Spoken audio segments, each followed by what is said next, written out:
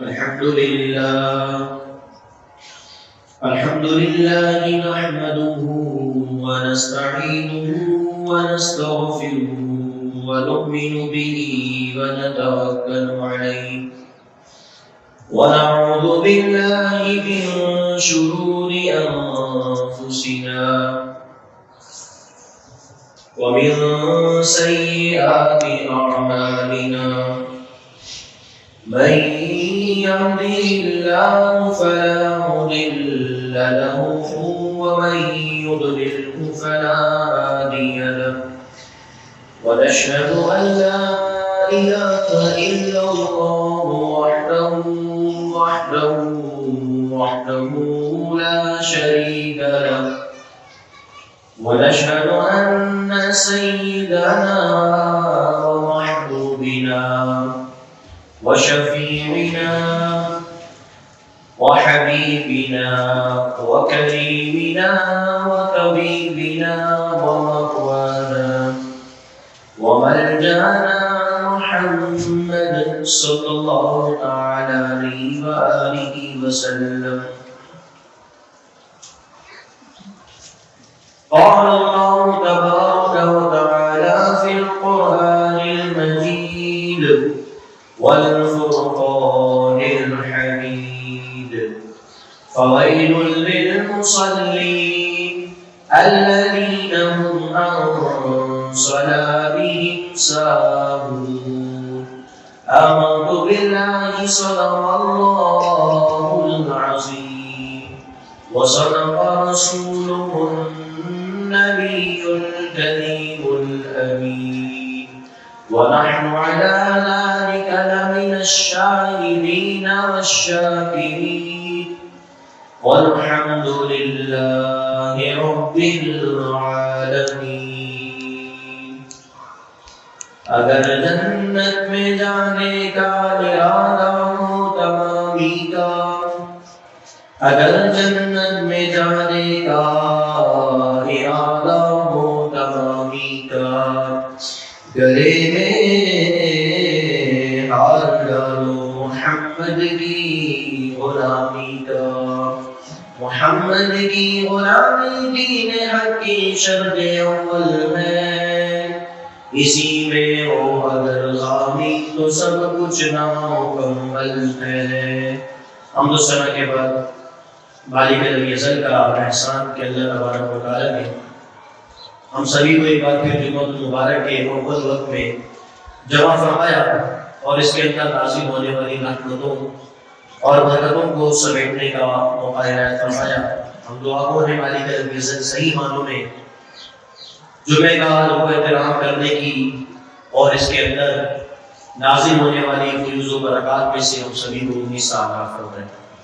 سامعین محترم، میں نے آپ کے سامنے قرآن کریم فرقان حمید کے 30ویں پارے کی سورہ معون کی آیت کریمہ کی تلاوت کی ہے، جس میں مالک العزت نے ارشاد فرمایا ہے: وَوَيْلٌ لِّلْمُصَلِّينَ الَّذِينَ هُمْ عَن صَلَاتِهِمْ سَاهُونَ. تو ان نمازیوں کے لیے خرابی ہے جو اپنی نماز سے بھولے بیٹھے ہیں. تو دیکھیے مالک العزت نے نمازیوں کے لیے خرابی کو قرار دیا ہے. وہ کون سے نمازی ہیں؟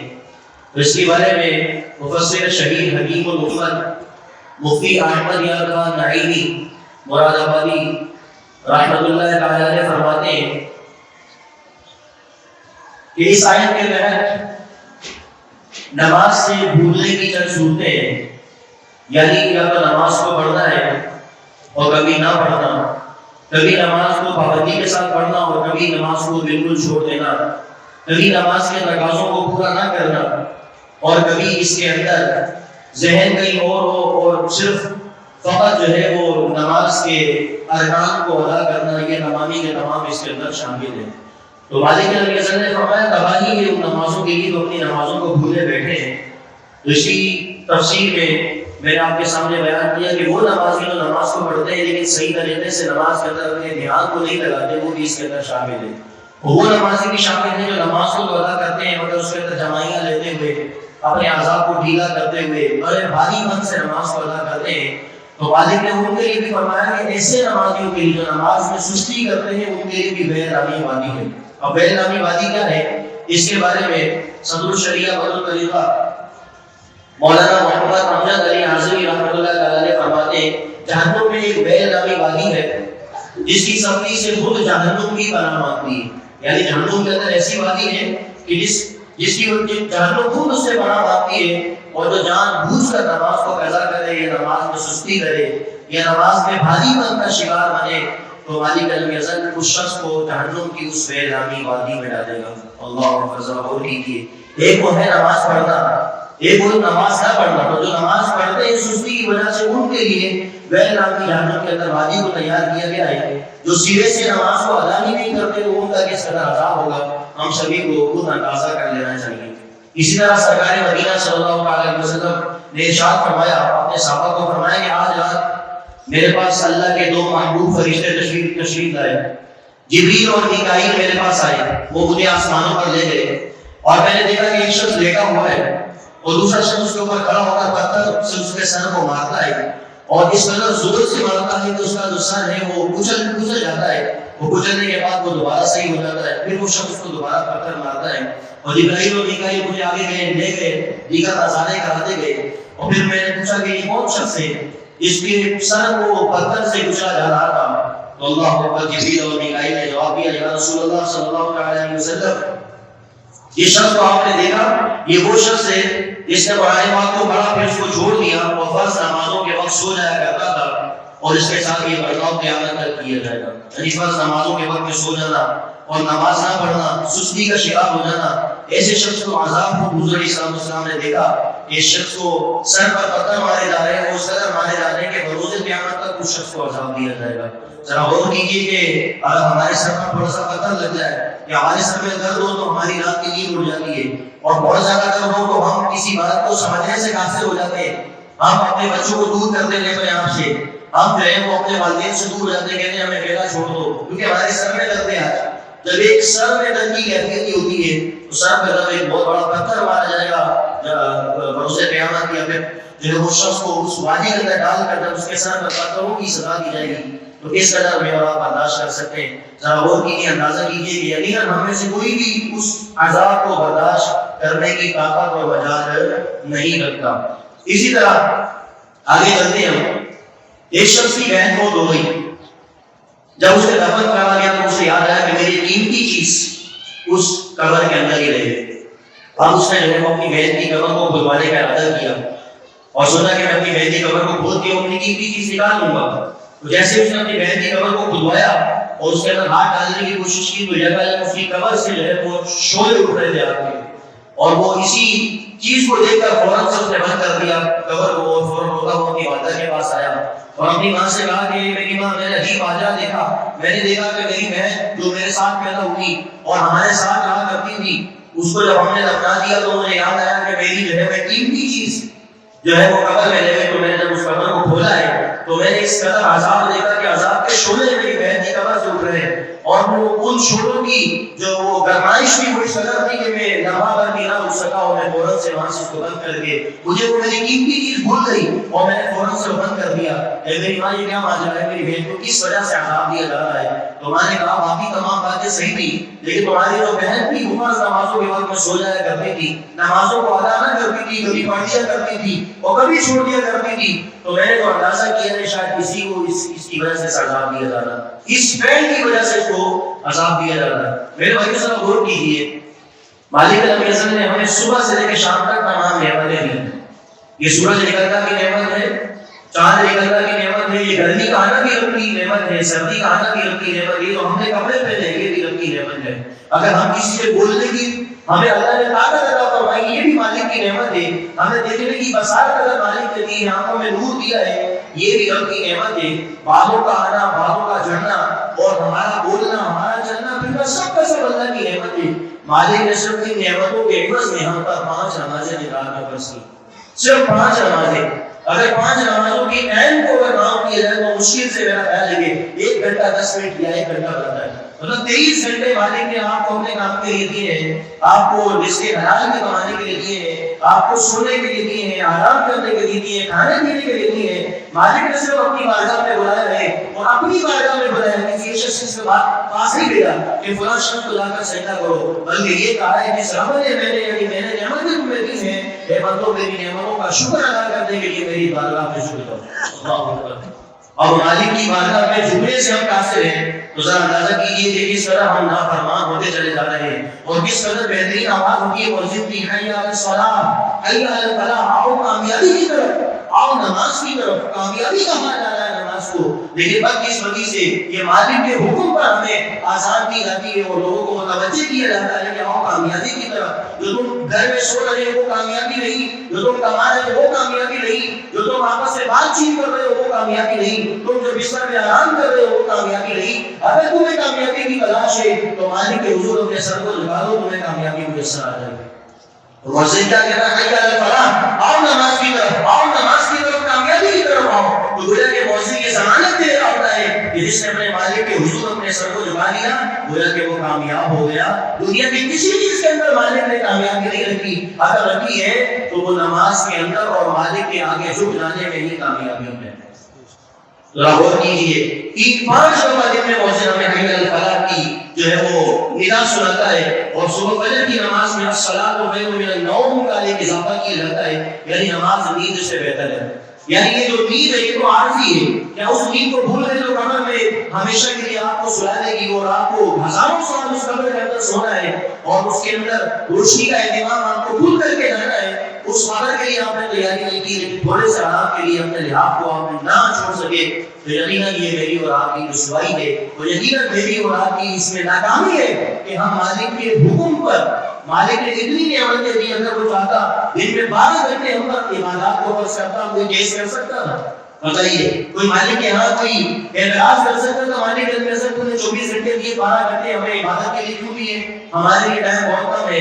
لیکن مالک نے بندوں کا احسان کیا, صرف 1 گھنٹہ, مشکل 1 گھنٹہ بندوں پر عبادت کے لیے لگا دیا. فرض ادا کریں, رب کے حضور جھکیں اور کامیابی کریں, اور اس میں ہمارا ہی فائدہ ہے.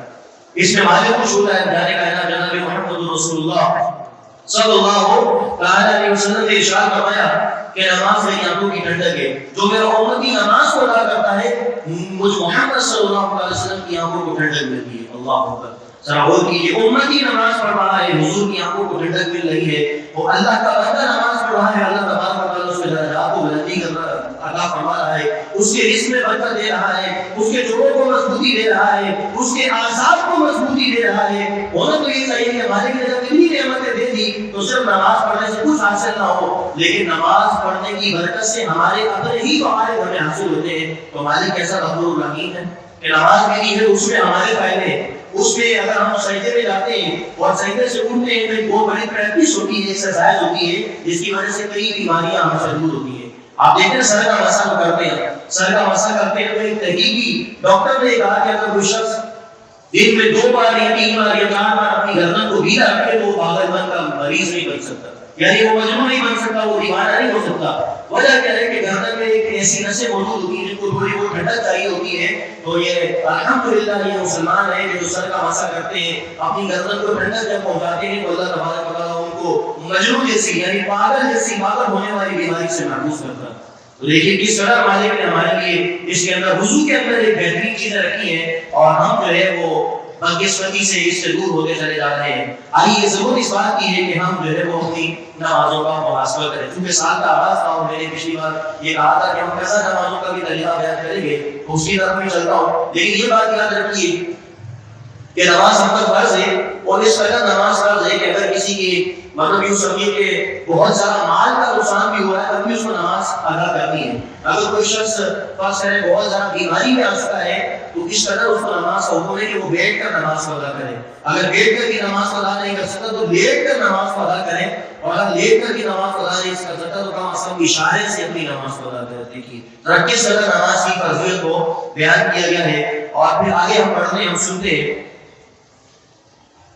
کہ ادا اور قضا اور واجب الادا یہ 3 چیزیں شرعی ہیں. ادا کیا ہوتا ہے؟ قضا کیا ہوتا ہے اور واجب الاعادہ کیا ہوتا ہے، اس کے بارے میں تھوڑی سی تفصیل آپ کے سامنے بیان کروں گا۔ ادا کیسے کہتے ہیں؟ یعنی کوئی مالک نے ہم پر کسی کام کو اس وقت کے اندر ادا کرنا، یعنی اگر فرض کریں کہ ظہر کی نماز کا وقت جو ہے وہ 1 بجے سے لے کر 4 بجے تک ہے، فرض کریں تو ہم نے اگر 1 بجے سے لے کر 4 بجے تک کے اندر کی نماز کو ادا کر دیا تو یہ ہماری ہوئی ادا، کیا ہو گئی؟ ہماری ادا ہو گئی۔ لیکن اگر اس ٹائم سے اوپر ٹائم ہو گیا، 4 بجے سے اوپر ہو گیا تو اب وہ قضا ہو گیا، کیا ہو گیا؟ وہ قضا ہو گیا۔ اور واجب الاعادہ ایک چیز ہے شرعی اصطلاح میں، واجب الاعادہ کسے کہتے ہیں؟ یعنی وہ نماز اگر آپ نے فرض کریں پڑھی تھی، اس کے اندر کوئی کمی آ گئی جس کی وجہ سے آپ کو دوبارہ نماز کو لوٹانا پڑے، وہ واجب الاعادہ نماز ہوتی ہے۔ کیا ہوتی ہے؟ واجب الاعادہ نماز ہوتی ہے۔